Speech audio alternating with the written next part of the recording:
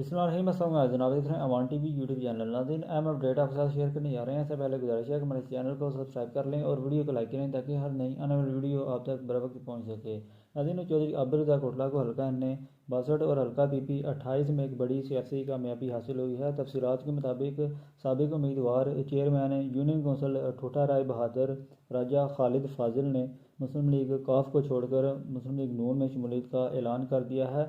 तफसीलात के मुताबिक चौधरी शबीर अहमद कोटला की मौजूदगी में राजा खालिद फाजिल ने अपनी बरदरी और संग दड़े समेत चौधरी आबिद रज़ा कोटला के काफिला में शमूलियत का ऐलान किया और इस तरह एक बड़ा जो वोट बैंक रखने वाले साबिक उम्मीदवार चेयरमैन चौधरी आबिद रज़ा कोटला के काफिला में शामिल हो चुके हैं और इस तरह एक बड़ी सियासी कामयाबी हासिल हुई है चौधरी आबिद रज़ा कोटला को। आपके ख्याल में आइंदा इलेक्शन में किस उम्मीदवार के जीतने के चांसेस ज़्यादा हैं, चौधरी आबिद रज़ा कोटला, चौधरी मूसा इलाही या फिर चौधरी इलियास, जो कि गालबन PTI के इस बार भी टिकट होल्डर होंगे?